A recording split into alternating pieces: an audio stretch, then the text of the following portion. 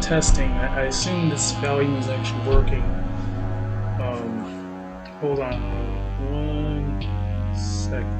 It should be working. So, if you're able to see, you see the animation on the screen. Now, someone may say, well, that's not a rake concept. It's too heavily muscled. It looks too bulky. The reason why it looks that bulky is because you gotta understand, I didn't make the animation just for the sake of making it a rake animation of the rake that type of concept of the rake galloping or whatever.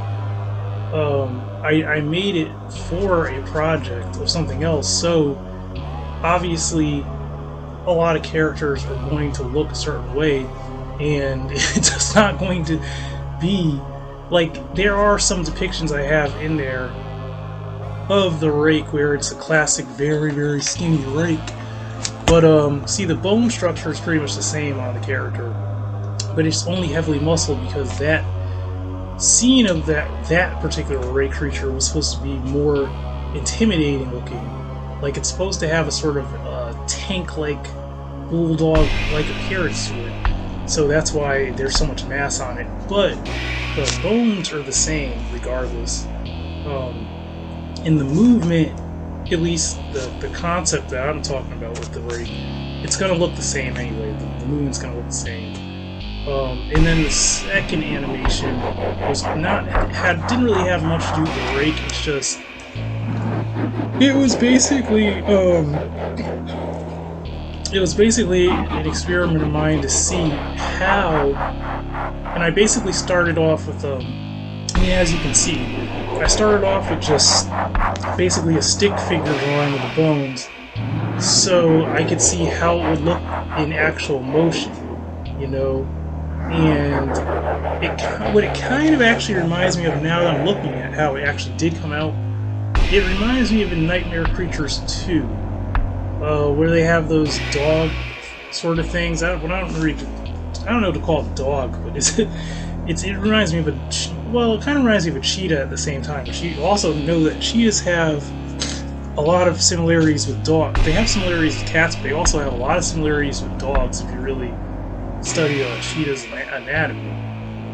And it's basically, you could say it is a very rake-like body, even more so than I guess the concept in the beginning, with the really, really long limbs.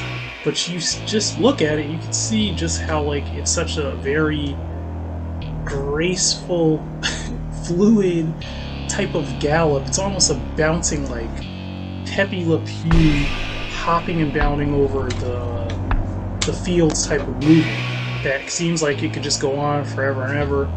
And obviously, you gotta also factor in height. If something is 6 foot to 7 foot on average, because really the average with things like that, you're talking usually about 7 feet. So you gotta think, with that height spread out, and then that type of bound, and that type of gait, that type of bounding and galloping gait, you have to realize that it's covering ground very, very, very fast.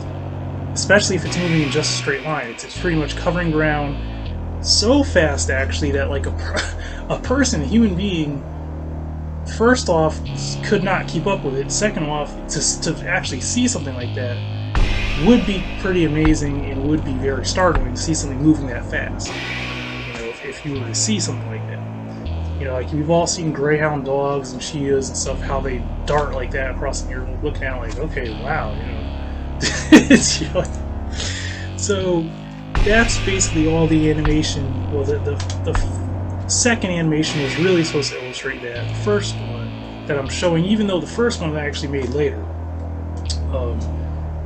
is supposed to pretty much demonstrate that in a way.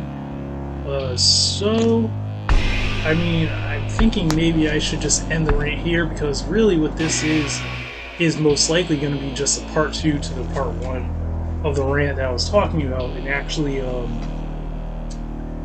put up, because I'm thinking it'll just be easier to upload stuff quicker if I do it in 2 parts that way. Not all the time, but on this rant. So, pretty much that is the rant, I guess. You know, this is the end of the rant. This is the second part of it, and I hope you enjoyed it. And someone like be asking like, oh, so are you gonna do more when you rant about something? Are you gonna show? Because the thing about YouTube is very touchy. Like YouTube doesn't want you to use visuals or audio of other things, and because they want to talk about copyright strikes, it's all of a sudden it's a freaking copyright strike if you use footage from something. But some people, that's pretty much all they ever do, and I don't know how they get around doing that. But my point is, it would be easier for me to just take like an example from a movie or something all the time, or something like that, just throw it on the screen so you get any. But sometimes I think for me to actually sit here and take the time to like animate something to explain a concept may be more interesting. I mean, first off, but it may even be more effective. I don't know, to try to really get a point across. But this is the rant. You know, if you have emails, like if you want to be emailed to have your story read or stories read or whatever, send it into the email. And pretty much other than that, just hopefully you'll like the video, maybe leave a comment, and hopefully you'll subscribe. So I was laughing really hard not too long ago. I read a comment from somebody, and it was a negative comment, and it really didn't bother me because it was the truth. But it was hilarious though. It was hilarious, man. Talking about sounding like it was recorded in in a tin can with a potato or something.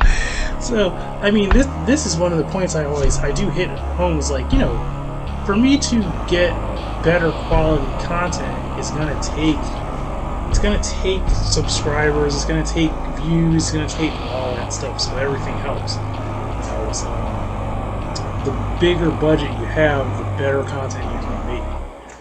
So this is Steve's Art and Phone. This is the end of the rant.